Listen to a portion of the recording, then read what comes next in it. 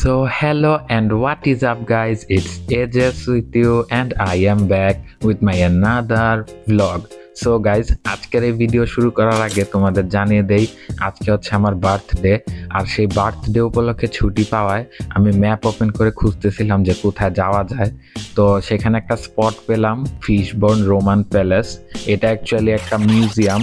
তো চলো আর বেশি দেরি না করে আজকের ভিডিওতে ওইখানে যাব ভিজিট করতে। আর হ্যাঁ, চ্যানেলে নতুন হলে লাইক শেয়ার সাবস্ক্রাইব করতে ভুলো না। আমাকে একটু ওয়াচ টাইম দেওয়ার জন্য হলেও ভিডিওটা শেষ পর্যন্ত দেখো। তাহলে আর বেশি দেরি না করে লেটস স্টার্ট। পাহাড়ি ঢালু রাস্তা জুড়ে প্রায় 20 মিনিটের মতো সাইক্লিং করার পর ফাইনালি চলে আসি এই স্পটে। আর স্পটে এসেই 14 পাউন্ড দিয়ে কিনে নিই একটা টিকিট। এখানে আসার আগে আমি এই জায়গার রিভিউ দেখে আসছিলাম গুগল ম্যাপে। সেখানে এই স্পটের ওভারঅল রেটিং ছিল 4.5 এর মতো, আর অনেকগুলো পজিটিভ রিভিউজও ছিল। মিউজিয়ামে যাওয়ার পর এই জায়গার ইতিহাস সম্পর্কে যতটুকু জানতে পারলাম, এই জায়গাটা খ্রিস্টপূর্ব 75 সনের দিকে তৈরি করা। আর তখনকার সময় এটা রোমান সাম্রাজ্যের যে রাজা ছিল তার মিলিটারি সাইট হিসাবে তৈরি করা হয়েছিল আর কি, অর্থাৎ তার যে আর্মিরা থাকতো তাদের প্রশিক্ষণ কেন্দ্র ছিল এই জায়গাটা। এই জায়গার খনন কার্য করার সময় এখান থেকে বেশ কয়েকটা ডেড বডি প্রিজার্ভড অবস্থায় ডিসকভার করা হয়। কিন্তু এই জায়গাটা ওরা শিওর না যে আদৌ ওটা সমাধিস্থল হিসাবে ব্যবহার করা হতো কি হতো না, কারণ ইউজুয়ালি রোমান সাম্রাজ্যের যেসব আর্মিরা অথবা সৈন্যরা তারা মারা গেলে তাদেরকে পুড়িয়ে ফেলা হতো। তারপরও বেশ কয়েকটা ডেড বডি প্রিজার্ভড অবস্থায় পাওয়া গেছে। এগুলা হয়তো বা তাদের আর্মির জেনারেল অথবা যেসব লিডাররা ছিল তাদের ডেড বডি হতে পারে। সো এই জায়গাটা হিস্টোরিক্যালি অথবা কালচারালি ইন বোথ ওয়েজ এই জায়গার লোকালদের কাছে বেশ ইম্পর্ট্যান্ট। আর আমি লোকালদের কাছে এটারে ইম্পর্ট্যান্ট বলতেছি কারণ ওরাই এই জিনিসটার বেশি কেয়ার করে। আমি এখানে যতক্ষণই ছিলাম পুরা টাইমে শুধু ওই ক্যাশিয়ারটা বাদে একটাও এমপ্লয়ি দেখি না ওই জায়গার মেইনটেনেন্স, কেয়ার, ডেকোরেশন সব কিছুই ভলেন্টিয়াররা করে। সো দেখা যায় তাদের হাতেই নিয়ন্ত্রণ থাকে এই জায়গাটার। মিউজিয়াম এক্সপ্লোর করার সময় আমি এই জায়গার এক ভলেন্টিয়ারকে জিজ্ঞাসা করছিলাম যে এখানে কোনো কিছু ডুপ্লিকেট অথবা রেপ্লিকা আছে কিনা। তখন ওনারা বলল যে ওইখানে যত যা কিছুই ওরা উদ্ধার করতে পারছে সব কিছুই এক্সাক্ট অবস্থায় প্রিজার্ভ করে রাখা। আর বেশিরভাগ জিনিস যেগুলো বেশি ইনট্যাক্ট অথবা বেশি মূল্যবান ওইগুলা ব্রিটিশ ন্যাশনাল মিউজিয়াম যেটা ওইখানে ট্রান্সফার করা হয়ে গেছে। আর এই জন্য ওইগুলার শুধু ছবিটাই আছে এই মিউজিয়ামে। এই জায়গাটায় এক্সপ্লোর করতে করতে একটা ইন্টারেস্টিং জিনিস চোখে পড়লো। এখানে যে ব্লু কালারের লাইমস্টোনটা দেখতেছো এটা হচ্ছে কুপ্রো রিভেট।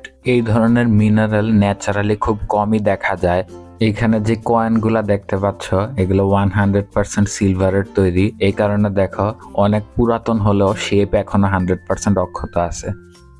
এই লিস্টটা একটু নোটিস করো, এখানে সবগুলা রোমান এম্পায়ারের নাম দেয়া, একেবারে অগাস্টাস থেকে শুরু করে রোমুলাস অগাস্টাস পর্যন্ত।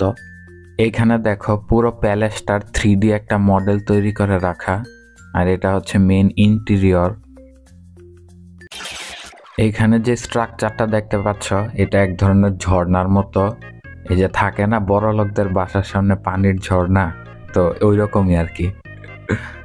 মিউজিয়ামের ইন্টেরিয়র ডিজাইনিংটা আমার কাছে বেশ সুন্দর লাগছে। এটা হচ্ছে কি ওরা নিচে যেই খনন কার্য করার পর যেই জিনিসটা পাইছে এটার উপরেই একটা হ্যাঙ্গিং প্ল্যাটফর্ম তৈরি করে রাখছে, যার কারণে যখনই ভিজিটররা ওইটার উপর দিয়ে চলে তারা যাতে কোনো বাধাহীনভাবে ওই সারফেসগুলা দেখতে পারে বা ওই স্পটগুলা দেখতে পারে। আর যেহেতু আমরা উপর দিয়ে চলাচল করি স্পটগুলা ক্লিন অথবা মেইনটেনেন্স করা আরো সহজ হয়ে যায়। তোমাদের ভিডিও শুরুতে খুঁজে পাওয়া যে লাশগুলার কথা বলছিলাম, এখানে দেখো এত বছর পুরাতন লাশ এরা প্রিজার্ভ করে রাখছে কিভাবে, এটাই তো ভাই অবাক করার মতো বিষয়। আমার মনে আছে আমাদের হাই স্কুল থেকে যতবারই শিক্ষা সফর হইতো স্যারেরা প্রত্যেকবার আমাদের কক্সবাজার নিয়ে যাইত। কিন্তু এইখানে দেখো এই জায়গার পোলাপান শিক্ষা সফরেও মিউজিয়ামে আসে। এই কারণে ওইখানে তাদের জন্য ডেডিকেটেড স্পট তৈরি করে রাখা। প্রজেক্টরের সামনে বসে কতক্ষণ ডকুমেন্টারি দেখতে দেখতে ভাবলাম বাহিরে গিয়েও একটু ঘুরে আসি। তো এইখানে দেখো এটা হচ্ছে মিউজিয়ামের বাহিরের স্পট। প্যালেস এটা কি পাহাড়ের মধ্যে মনে হয় বানাইছে। যখন আসতেছিলাম এখানে এই যে ঢালু রাস্তায় প্যাডেল করতে করতে আমার অবস্থা পুরা খারাপ হয়ে গেছিল।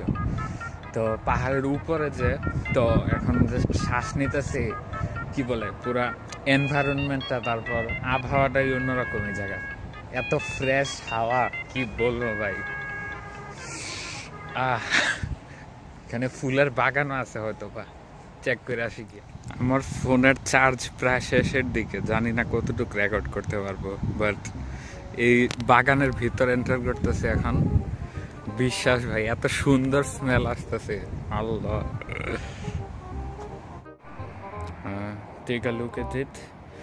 ওই সময় আমাদের মতো তো এখানে মানে কি বলে রোমান এম্পায়ার যখন ছিল তখন স্ট্রিট লাইট ছিল না, তো এইরকম জিনিসগুলোর উপরে এরা কয়লা রাইখা দিত, রাইখা আগুন জ্বালাই দিলে দেখা যেত সারা রাত এটা ল্যাম্পের কাজ করতো।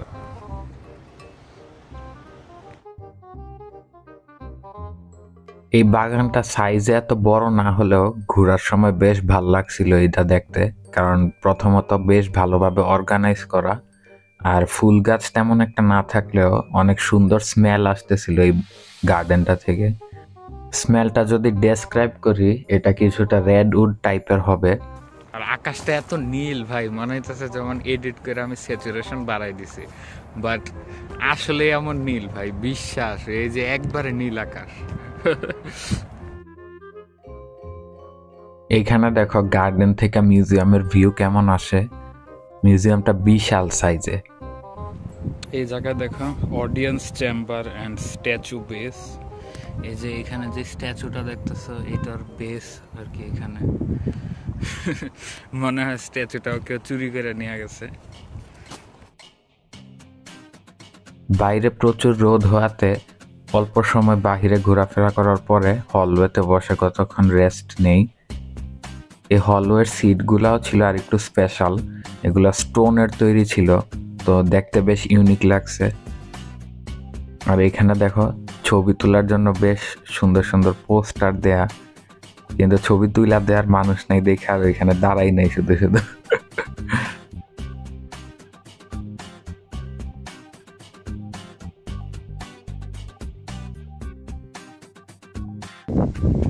বের হইলাম মাত্র মিউজিয়াম থেকে, পুরা 2 ঘন্টার মতো ছিলাম, যতটুকু পারছি এক্সপ্লোর করছি জায়গাটা। এখন কি করা রোদ, কিন্তু রোদের যে তাপমাত্রাটা না ওইটা ফিল করা যাইতেছে না, কারণ ঠান্ডা বাতাস। মানে এটা কিরকম ওয়েদার আমি জানি না, মানে ভাষায় প্রকাশ করার মতো না, যে রোদে গরম লাগে কিন্তু ঠান্ডা জায়গা মানে ছায়াতে দাঁড়াইলে ঠান্ডা লাগে এইরকম। So that is it for today guys. Video ভালো লাগলে লাইক শেয়ার সাবস্ক্রাইব করতে ভুলো না। তাহলে দেখা হবে পরের কোনো ভিডিওতে। টাটা।